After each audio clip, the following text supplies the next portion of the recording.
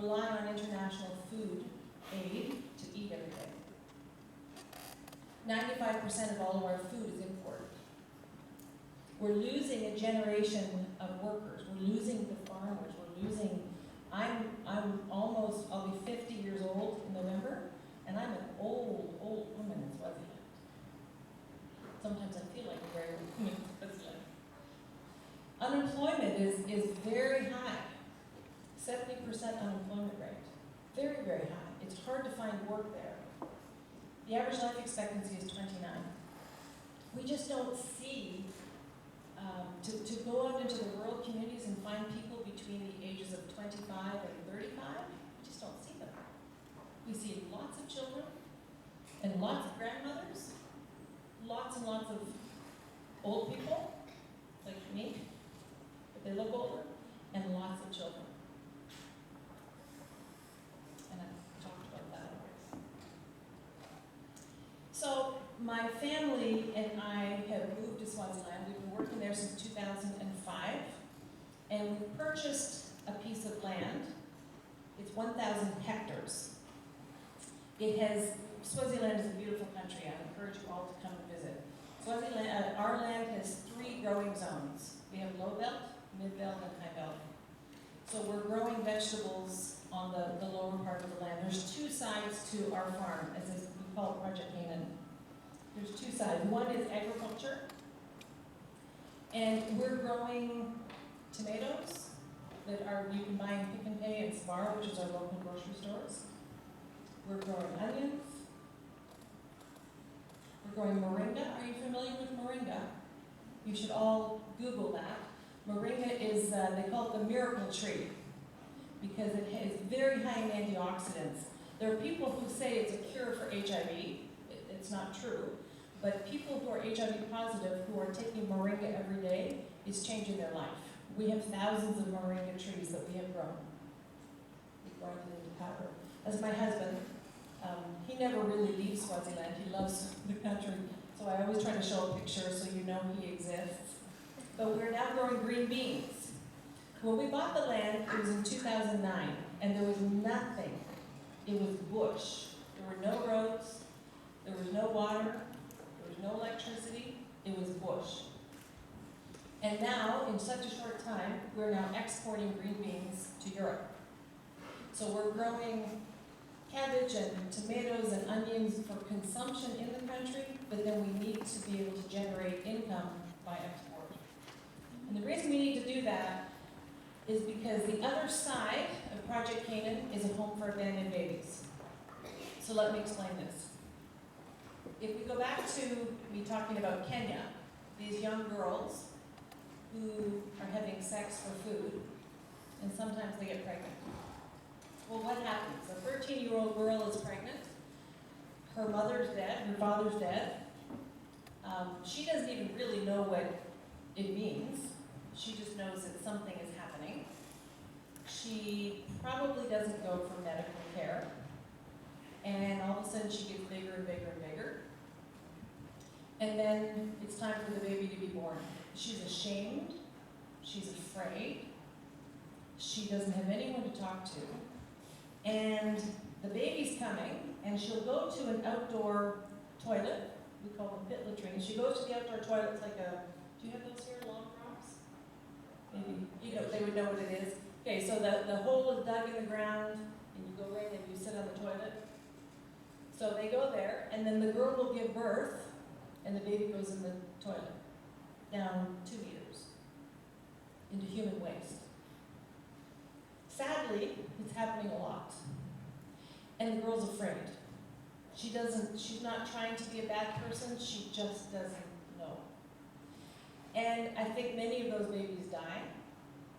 We have no idea how many. But sometimes, someone will hear the baby crying. And they'll call the police. And the police take this very seriously. The police will come and imagine the job of the police officer who has to climb down in that toilet, pull the baby out, and then take the baby to the hospital. Now the hospitals don't have extra staff. They don't have lots of nurses. the government hospitals are running very thin. And so now there's a baby who maybe has a lung infection, might have eye infections, ear infections, and that baby, they don't have diapers, they don't have formula, what do they do with the baby? Many of those babies die.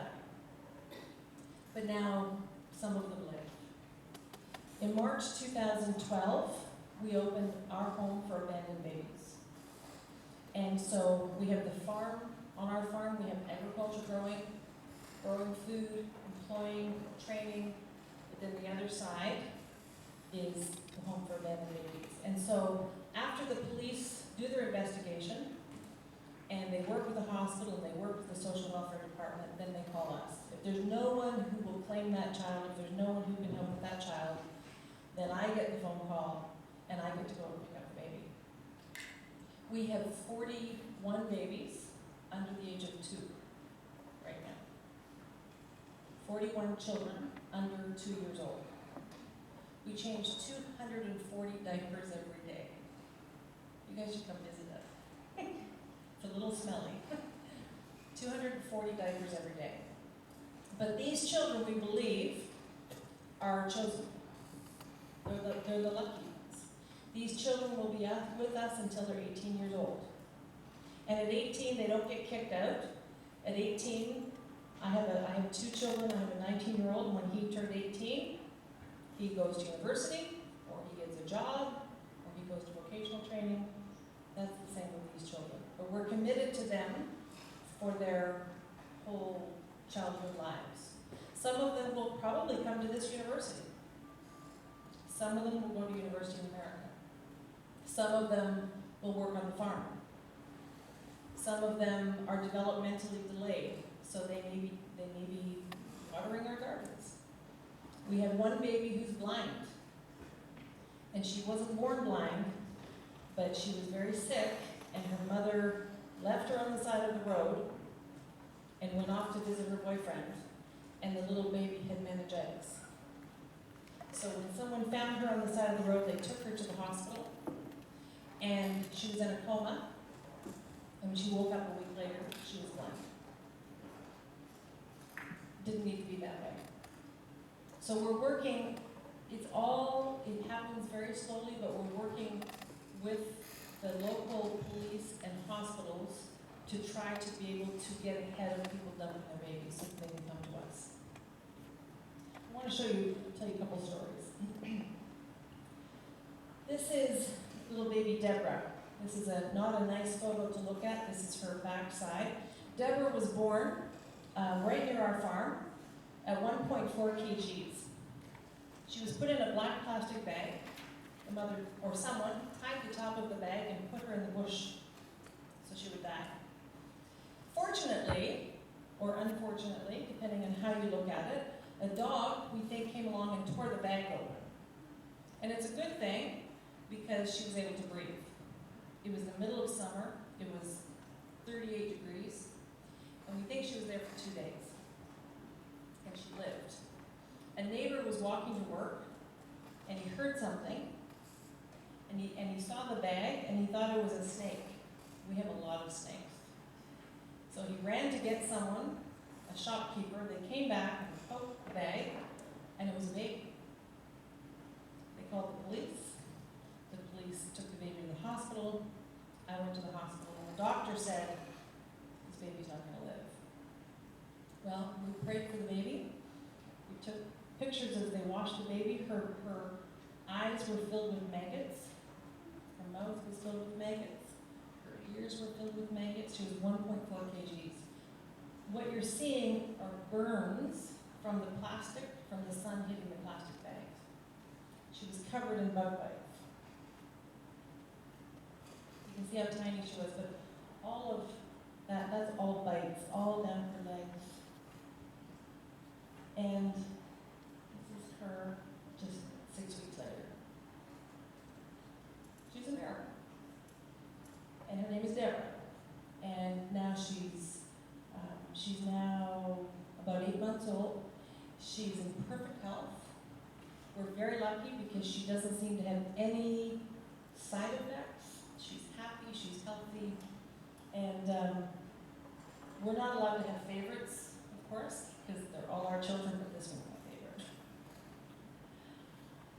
Baby Caleb, we deal with HIV.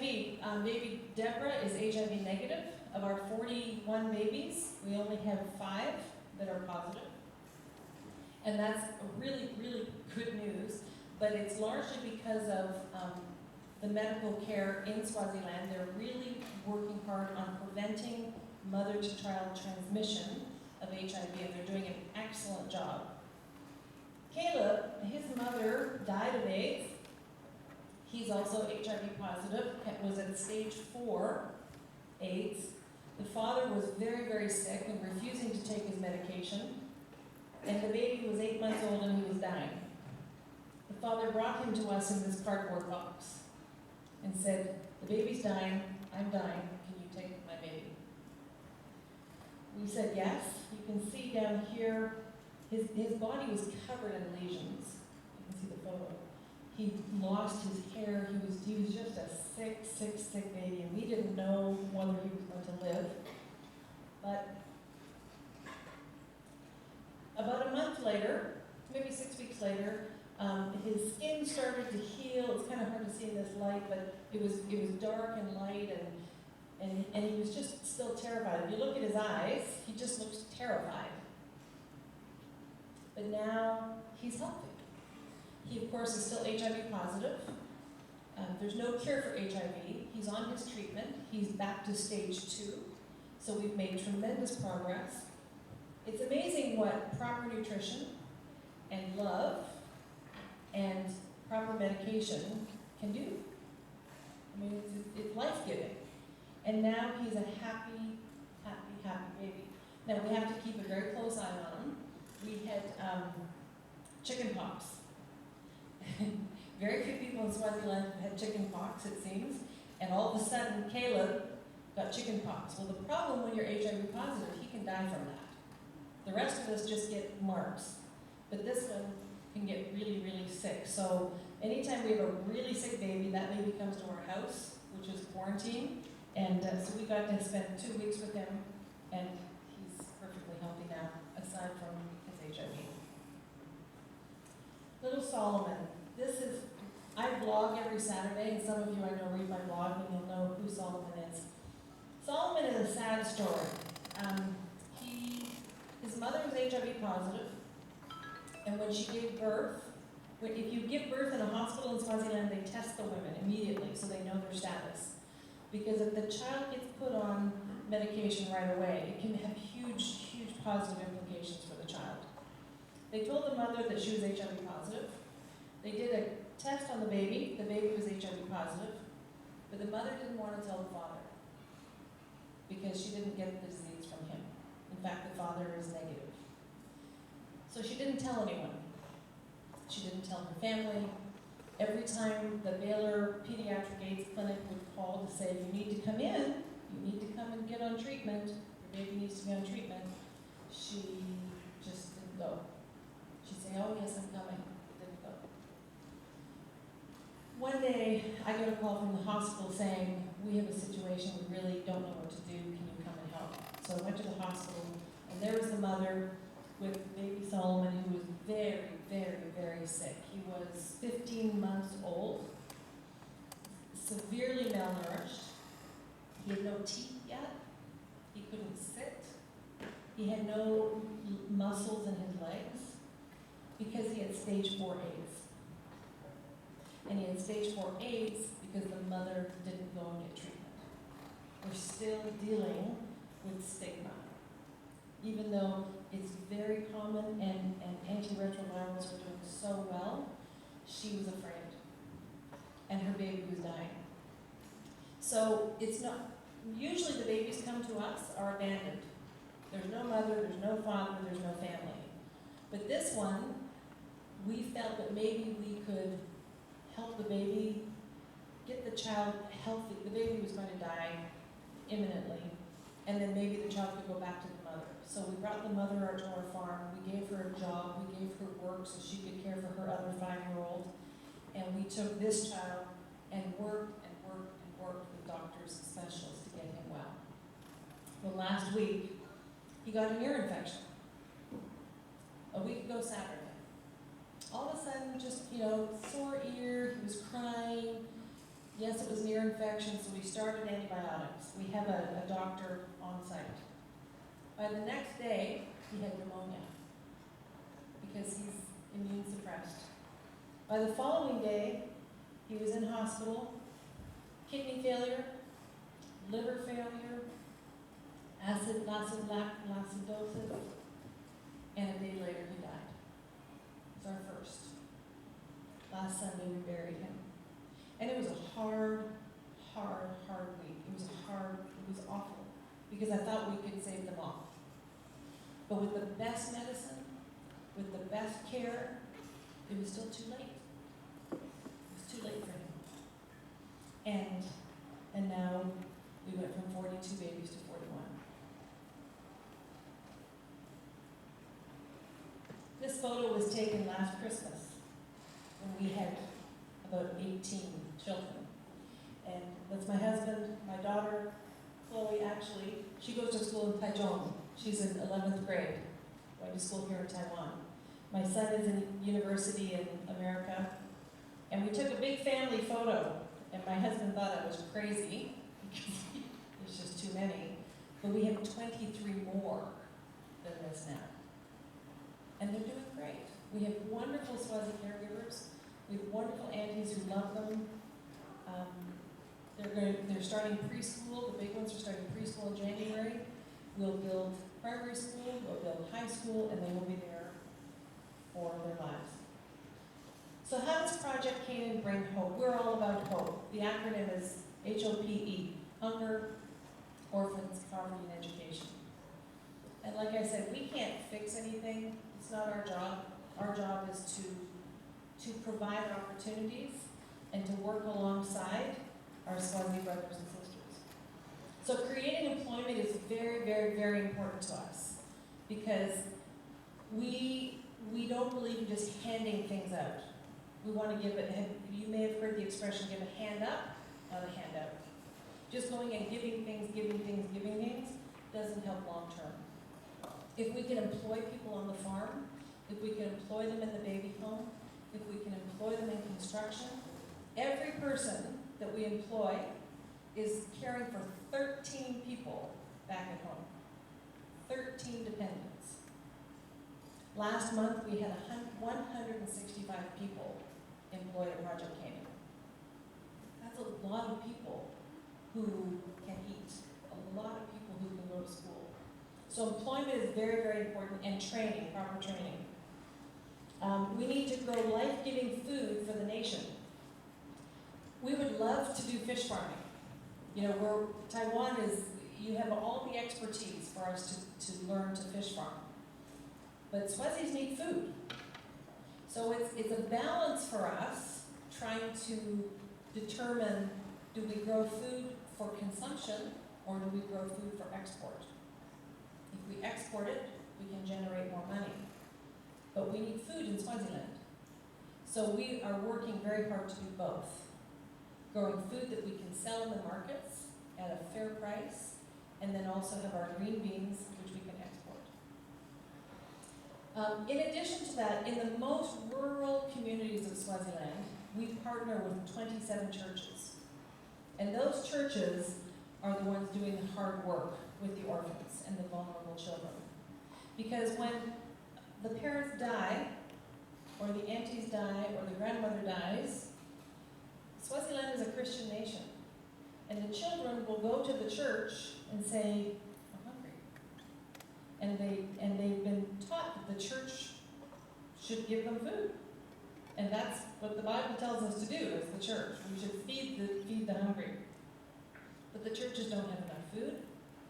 If almost all of the children or half of the children in their community are orphans, how can they feed them all? So we provide food. We provide 74,000 hot meals every month to orphans and vulnerable children around the country, trying to help there.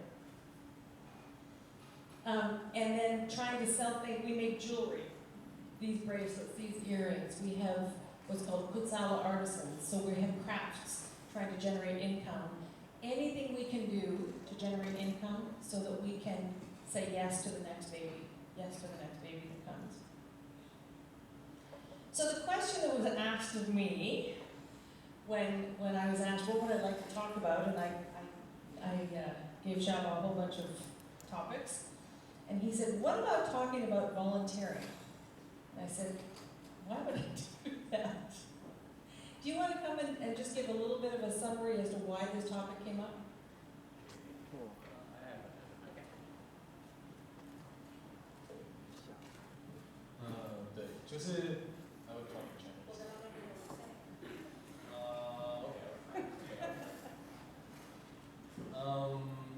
Probably because we are medical school, there are more than maybe 30 or 40 volunteer groups per year. But did we do the right thing? Did we really helping people, no matter in rural area in Taiwan or foreign country? My experience told me that actually sometimes we did more harm than help. And what I learned from Janine is she may not prevent all harm, but she's trying to listen, trying to know, trying to do it right way. So it's hard to explain in English. Okay, Okay. 好，就是，sorry，我们常常去做志工去服务，但是有一个 English term 叫做violence of charity。我们常常做我们认为对的事情，我们常常去做我们觉得我们有帮到他们的事情，但是我们从来没有去考虑他们的文化，从来没有去考虑他们的需求，我们只是一味的给，一味的，比如说义诊好了，或者是发药品好了，我没有考虑过这个药品对当地的药品系统，对当地的疾病组成会不会造成任何的影响？我们有没有可能自以为在帮他们，其实是害了他们？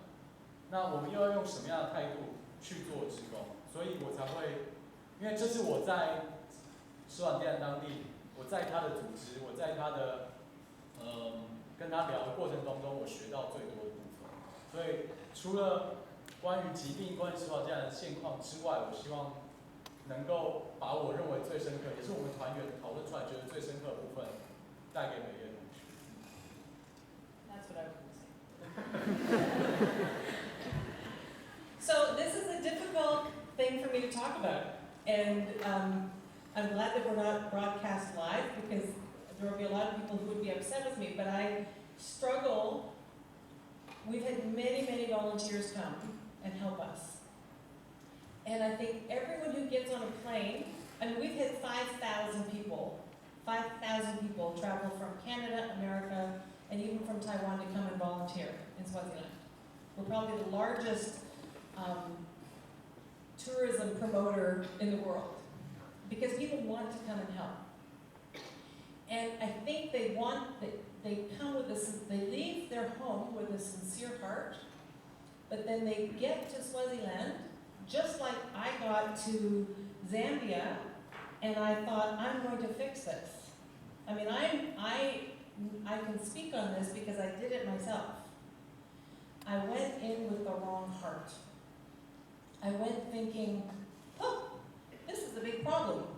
And obviously, they, whoever they is, the Zambians, the Swazis, the Gambians, obviously they don't know how to solve this, and I'll solve it.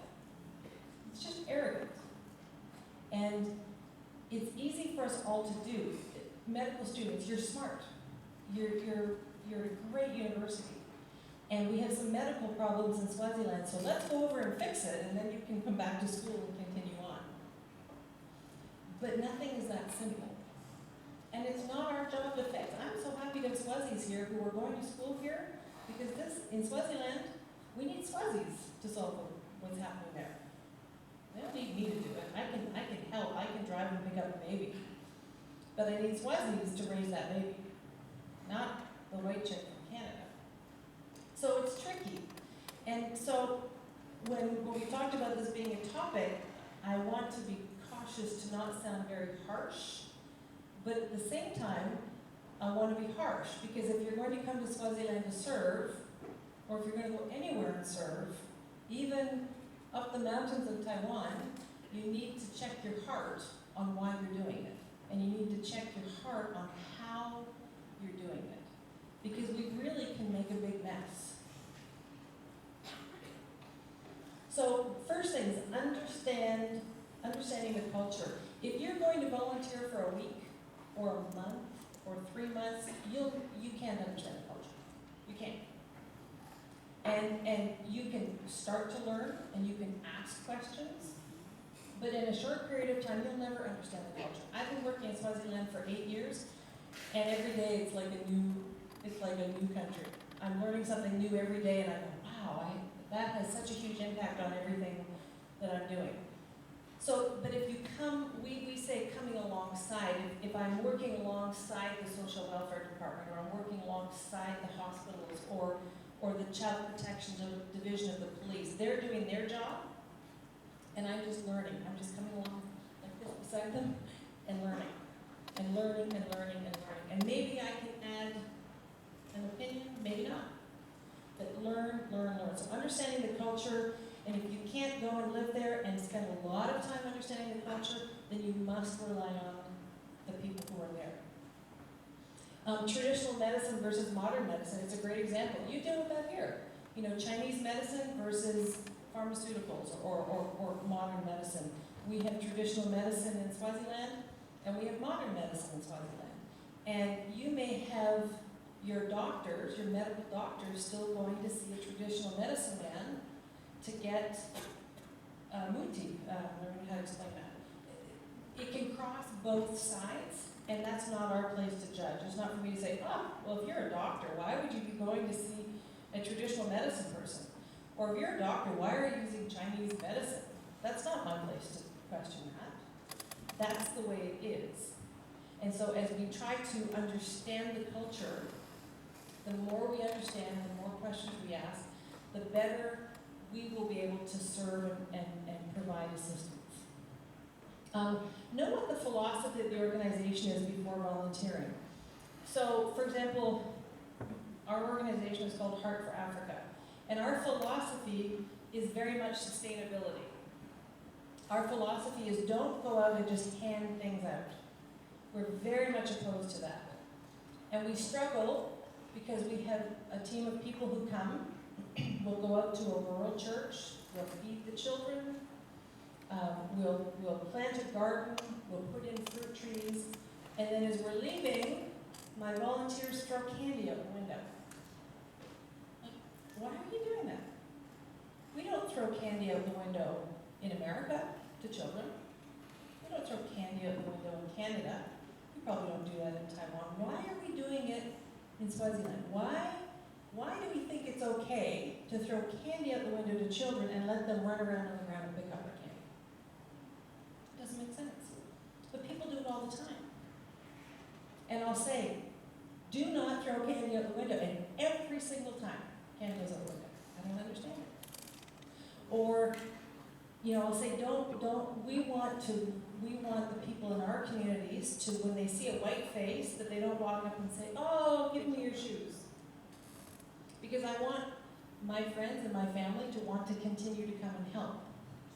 And so we have trained the children in the community. We will do clothing distribution.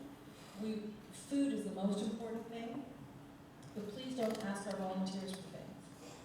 But there's always one person, there's always a volunteer who thinks they know better, and they take off their shoes and they sneak them to a child. Here, you take these shoes. Well, what does that do to that child in the community? It puts that child at risk. So as soon as the bus pulls away, or as soon as the car pulls away, everybody beats up that child to get the shoes. But the person who gave the shoes was told not to. But they're being selfish. They think, oh, but I really, really, that poor little boy has no shoes. I'm going to give him my shoes. They mean well, but it puts the child in danger. So understanding what the philosophy of the organization is very important. If you really want to give away your shoes and throw candy out the window, find an organization who likes to give things out. Not a problem. But don't do it with us. So understanding that is very important. We want to give a hand up. We want to say, here, come, let us help you get to this place so that you can work, so that you're educated, rather than just handing out. We don't volunteer to fix things. And it's really hard because I really like to fix things. I'm a problem solver. Every single day, I have to stop myself from saying, okay, let's just fix this. It's not about fixing it, it's about understanding and working alongside the people who have been doing it for a long time and trying to help. And we've talked about that. So here's we're going to move to questions in a few minutes. So serving with the right heart, we have to listen. Listen, listen, listen. Listen to the Swazis, listen to if you're, with Aboriginal people, whoever you're serving, listen to the people that you're serving with. Ask questions, learn from them. Every single day I feel like I learned more than I learned the day before. I'm like a full-time student now. And then after you've learned, listen some more. We have to keep our hearts open, we have to keep our minds open. Working alongside, I've talked about that. When appropriate, offer suggestions. I'm not saying go in and don't make any suggestions. If we have some ideas to share, we can add value. There are things that we can do on our farm. There's things that we do all the time that we say, now we'd like to try it this way. What do you think of that? Oh, we haven't thought of that. Let's try it this way. But it's only after we've listened and learned and worked alongside that we then earn the right to have an opinion. And then listen and learn again. I can't underline that enough. This is where Swaziland is. It's really not that big. It's a little tiny country right about here. And it's totally landlocked. 3/4 of it borders on South Africa and 1/4 on Mozambique. It's the last absolute monarchy on the continent of Africa. We have a king, King Mswati III. It's a unique place, and it's a great place. It's the epicenter for HIV right now. It's a great place to study medicine. There's so much that we can do to help. And from a political perspective, Swaziland is very important to this country. So if you don't care about it because you're Christian or not a Christian, if you don't care because, you're all medical students, you have to care because you care for sick people. But the international relations between Swaziland and Taiwan are very, very important. Swaziland is one of a handful of countries that acknowledges Taiwan as an independent nation. That matters a lot to all of us who love Taiwan, doesn't it? You're an independent nation. And the trade relations, the relationship between these two countries is very important. So we need to care even more than other countries around the world. Recently, I saw in a newspaper in Swaziland, they said, without immediate international intervention, there will be no adults by the year 2020. It's only 7 years away.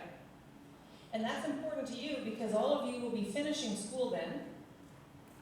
Your husbands, your wives will be the leaders of this nation. And if Swaziland has no adults, they may not consider you an independent nation anymore. Because there's no adults there to make that call. We need to help now. We need to do something now. We need to, if nothing else, become aware of the situation. You've got Swazis right in your class here. Going to this school, ask them questions. Get to know them, understand the situation. And even if you never go there, you can be more informed. HIV/AIDS is not unique to Africa. HIV and AIDS is whipping around the globe. In America, HIV and AIDS is the #1 killer of African American women between the ages of 24 and 35. Not gay women, heterosexual women. The #1 killer. People aren't talking about it in America. It's still, shh, keep quiet, let's not talk about it. But it's wiping out nations. So we must, as healthcare professionals, you must talk about HIV and AIDS. You must talk about it, you must know about it, you must learn about TB, you must learn about drug-resistant TB and multiple drug-resistant TB and extremely drug-resistant TB, because if I walked in here right now with multiple drug-resistant TB and your immune system is down, you catch that TB. You don't start back at the beginning. You catch the multiple drug-resistant TB, and it's deadly. It's deadly. So thank you for listening. I hope you have some questions for me, and I'm not sure whether I'll be able to answer many of them, but I'll give it a shot. As I said at the beginning, I'm a business person. I'm not a farmer. I'm raising babies with lots of help, so I can try to answer your questions as best I can. But I do thank you for coming and listening on a Monday night. I think if I were you, I would probably be at home sleeping. So thank you for having me.